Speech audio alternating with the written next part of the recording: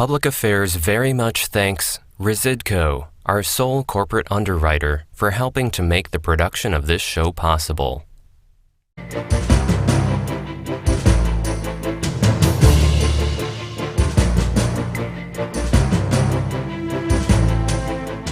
fact that we are guaranteed a flat tax is one of the only bright spots on the Illinois tax horizon. And once that is eliminated and the legislature is unshackled to have unfettered power to implement any taxes they see fit, all of a sudden we'll begin to see them tinker with the rates, and they'll begin to add brackets and increase the rates and reduce the threshold at which higher rates apply.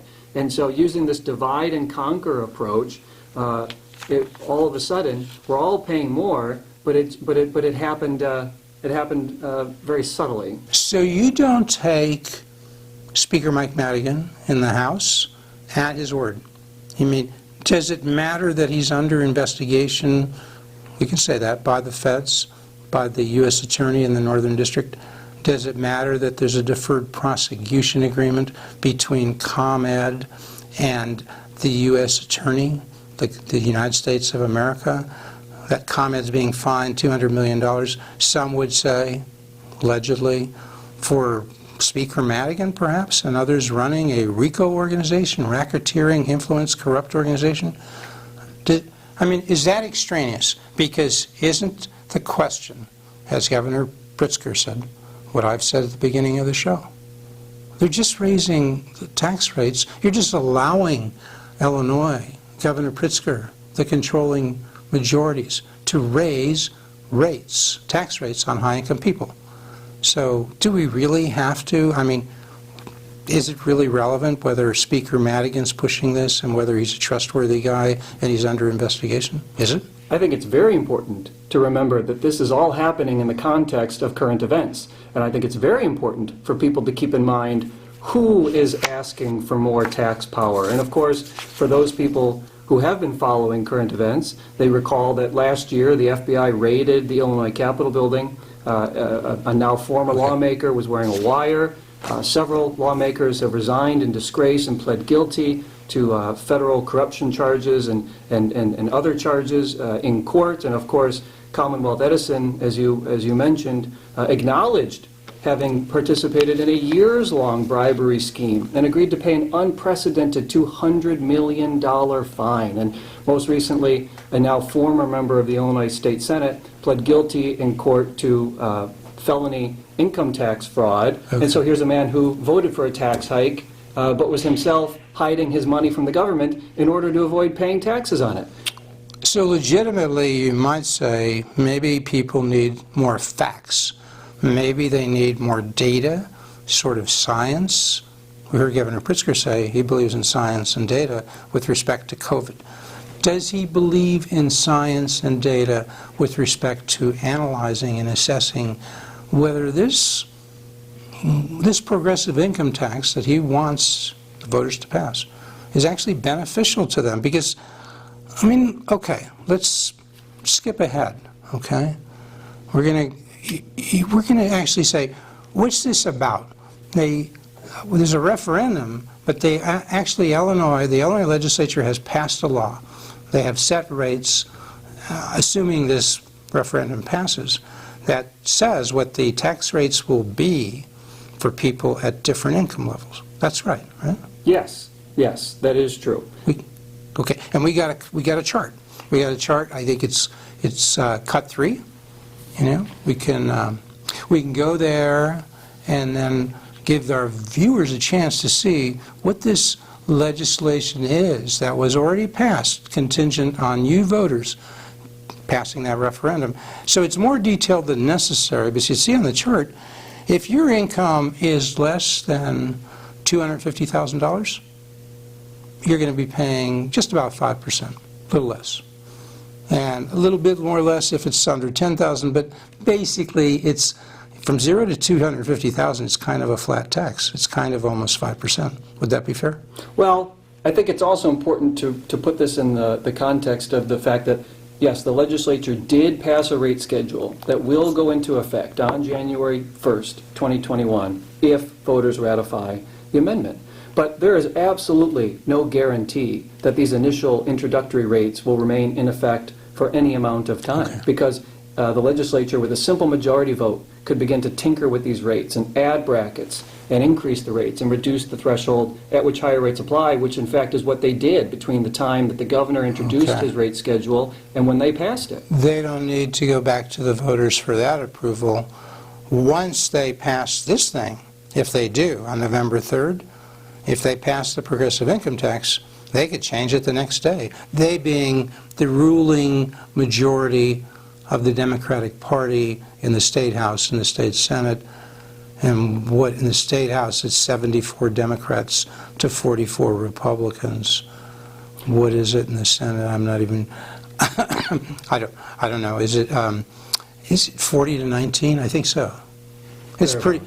In other words, folks, overwhelmingly, you live in a state, if you hadn't realized this yet, in Illinois, where the control, the power to pass legislation, that is with the Democratic Party in the House, Democratic Party in the Senate, and the governor, J.B. Pritzker. And, of course, Speaker Madigan, who is like omnipresent, omnipotent, omnipotent. I mean, he's like Mr. Power, right? For 35 years, right? Well, and there certainly is more to the question, to the amendment, than meets the eye. Okay. You know, Well, let's go ahead, sir. So if we go to that chart, which we put up again, what they're suggesting, or what they're saying they've done now, which you say they can change it, is if your income is less than $250,000, you roughly you'll be taxed at the rate 4.95%. I want to say 5% makes it easy. If it's over $250,000, it's going to go up to 8%, basically. Okay, 5%, 8%. We could agree on that. But Andrew Nelms, your point was it doesn't have to stay that way. They could change it the next day, and people who think they're not affected by this, you know, if they're not in the top 3%, would possibly be substantially affected. Correct. And let's also, I think it's also helpful to point out that people are hearing a lot about this 97% of people who would pay the same or less. But the only reason that anybody can make that claim is because of the last tax hike. Because as you see on this rate schedule, absolutely nobody would be paying less than we were all paying just a few years ago, meaning the politicians had to raise our taxes in order to pretend to lower them. But let's talk about these rates. Under this rate schedule, it would give Illinois the second highest corporate income tax rate in the nation, and our neighbor Indiana just cut their corporate income tax, and so our corporate income tax would be twice that of neighboring Indiana. This would also be, as one columnist noted, particularly ungenerous to the poorest Illinoisans, because under this rate schedule, your very first dollar would be taxed at a mere 1/5% less than we all currently pay. And as one academic proponent of progressive taxation noted, when he raised concerns about the governor's rate schedule, he said it was severely flawed and would have serious negative consequences. This rate schedule also includes an unusual, what's called a recapture provision, where all of your income is taxed at the highest rate once you cross that threshold. It imposes a marriage penalty by failing to double the bracket width for married couples filing jointly. They're not indexed to inflation. And of course, as we mentioned, they could be changed at any time by the legislature with a simple majority vote. And our chief concern really is about the middle class, and there are no guarantees that this is going to provide meaningful tax relief to the middle class in the long term. And you know, that always reminds me of the quote from Willie Sutton, who was a famous bank robber during the Depression, and somebody once asked him, why is it that you rob banks? And he famously replied, well, because that's where the money's at. And here in Illinois, the money is in the middle. Over 80% of income tax filers earn less than $100,000 a year. And there's twice as much wealth, income, reported by people who earn less than that $250,000 threshold than there is reported by folks who earn more than $250,000. Okay. So your point is there are a lot of subtleties to this. There are a lot of things you want to look at, not just the 30-second ad. You do want to make some projections as to what might happen. given the structure, given who's in charge, given the power the Speaker has, given the power the Governor, the Democratic Party has. So you might turn to, let's see, if we go to cut 9 from wire points. I mean, we do hear the Governor talk about he needs $3.4 billion. And these tax rates that we've been talking about so far, that we saw up on, take a look at, you know, that the legislature has currently passed, they're kind of predicated under the notion that he needs $3.4 billion to balance things out, okay? And if he needs more, well, it's your point, he's going to have to go, as Willie Sutton did, to where the money was. He went to the banks, and in this case, the governor's going to have to go to the middle class, because that's where the money is, right? Well, yes, there's all, as you see in the chart, the figures start to add up very quickly, but we can also look at what's been said and done up to this point. There are proponents of this amendment who in the past have proposed raising taxes on people who earn far less than $250,000 a year. And in fact, during the debate on these rates, a member of the legislature stated outright that he did not think these rates were high enough, which seems to me to suggest that there is already an appetite for higher taxes and higher rates. Well, if we look at cut 9, we can see the governor's talked about structural deficits currently of being $3 to $4 billion. Actually, that was even before COVID, okay? And he doesn't talk so much about the unpaid bills, but if they're going to pay it down at $1 billion, that's another $1 billion that he needs. So $4 billion for the structural deficits, $1 billion for unpaid bills. We have, you know, the folks who look at the pensions and say, what is actuarially sound? Because we pay now, I think, something in the budget, $9 to $10 billion, but they would say, Sheila Weinberg, you know, over at Truth in Accounting, would tell you they don't need just that 9 to 10, they should be getting $5 billion more to pay. And she's just saying, if you want to truly balance the budget, you got to put that $5 billion payment in there in addition to the 10 you're paying now. So if you do that, do the math on that chart, cut 9, you add those up, you get $10 billion. So that means the governor really needs $10 billion that he's not telling you about. And so now what you say is, okay, let's do the math. The folks at WirePoints did this, so you can go to cut 10. If you see that, what they have is sketched out for you. If he has to raise, the governor and the Democrats, $10 billion more, okay, not just 3.4, well, now he's got to fool around with these rates. And you can see there, I fooled around. They made estimates and say, to raise all that money we've just talked about, people who earn $50,000 to $75,000 are going to be paying 8.5% marginal tax rates. Okay? Right. The numbers quickly become 8.5%. Extremely large. Not 5%, not 4.95. No. In fact, not even 8.5. And yeah, so they become extremely large. And you know, it suggests that again that if this is what is truly if this is truly the goal of some of the proponents, having additional revenue approaching $10 billion a year, it's going to be a massive middle-class tax hike, as opposed to paying the same or less. Right, because if you're middle class, say you got two incomes, $75,000, now you're into the $150,000 range. Even if you have one income, $75,000, under this schematic, cut 9, you're paying 9% marginal tax rate. 9% of your income is your marginal rate, not the 5% or 4.95 you were promised, right? And worse, because we've all heard people talk about property tax relief. I mean, you're in favor of property tax relief, right? Absolutely, absolutely. Our crippling property tax burden is one of, along with pensions, one of the biggest problems facing the state. And this proposal does absolutely nothing to address property tax. Zero, nada, zip. Okay, they got a little thing we could come back to later, but it's really nada. Okay, so I ask you, if they were going to do serious tax relief, okay, that would mean property tax relief. If they're going to lower property tax rates, which is all difficult because it's handled by different jurisdictions and all that, but somehow they accomplish that, they got to get more revenue from the income tax, right? Oh, They're right, gonna have right, to. They're going to have to raise these rates, and we can go to cut 10, and we can see there. Well, if they need an additional $5 billion, which they might need for that property tax relief, well, what happens to their? Well, then what happens to the rates? Well, the rates we were just talking about go to 9.5%, 10%, and people earning $100,000 to $250,000, that goes to 13%.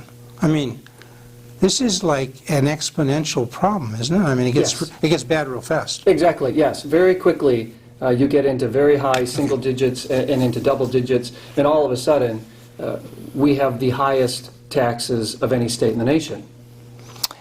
And the thing of it is, we're not in such good shape now. Illinois is infamous for two chronic and persistent ailments: fiscal mismanagement and corruption. But it shouldn't be that way. By all rights, Illinois ought to be one of the most prosperous states in the Union, except for bad public policy. Now look, we're the 6th most populous state. We're sitting here in the middle of the nation's 3rd largest city. There's 36 Fortune 500 companies headquartered here, and at the same time, 75% of Illinois is covered by farmland, and our industrious farmers feed the world. We're a transportation hub. In fact, if Illinois were a standalone country, our economy would be among the top 20 on the globe. And we should be the economic engine of the Midwest rather than the laughingstock of the nation. Right. So I mean, they don't have to take your word for it. They should. You're a reputable guy. But if you go to Moody's, which is often viewed as sort of leaning left, some people, we can go to cut 3 and take a look at what Moody's Analytics has to say.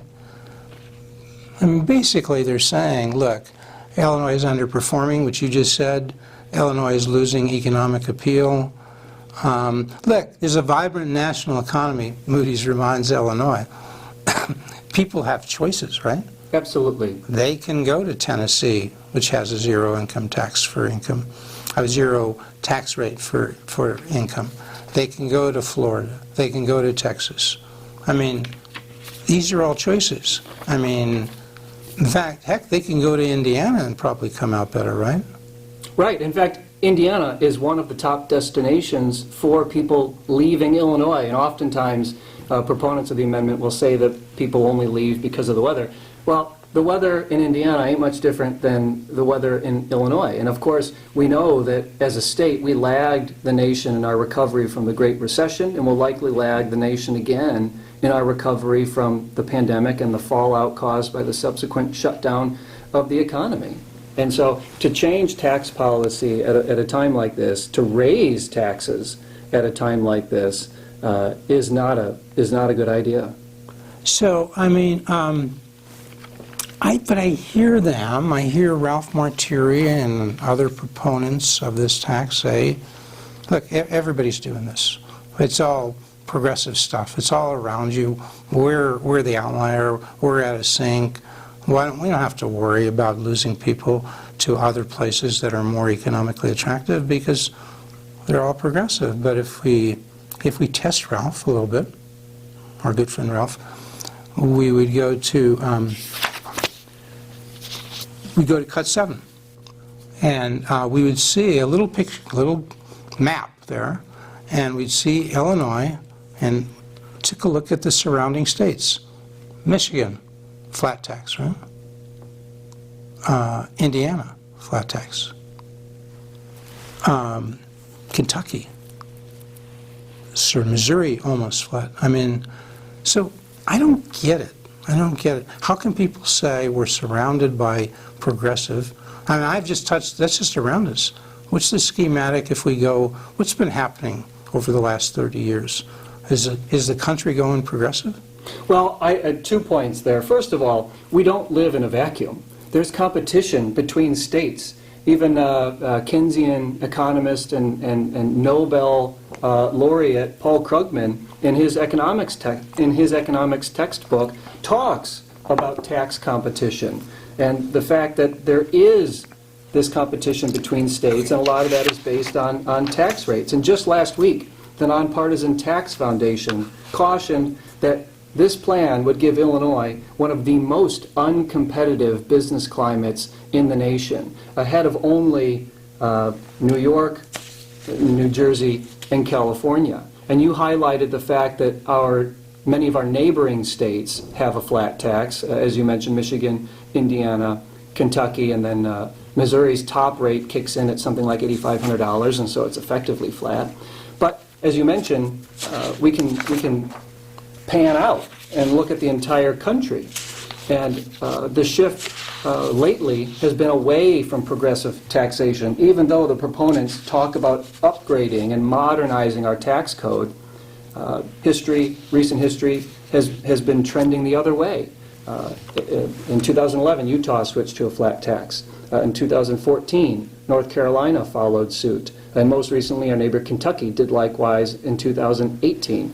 In fact, the last state to adopt a graduated income tax was Connecticut in the 1990s. And just a few years ago, the Democrat governor of Connecticut said, quote, "I've raised taxes multiple times. It's not working and it's come up a cropper." Now, if you're like me and don't know what that means, I had to look it up, but apparently it's a colloquial phrase meaning a massive failure. Let's be clear about this. Our fiscal problems are enormous. Using fuzzy government math, I think the state would say that the pension liability is something in the neighborhood of $135 billion. But then if you ask Moody's, for instance, or Fitch, one of the two, I believe, they'd put the figure at more like $240 billion.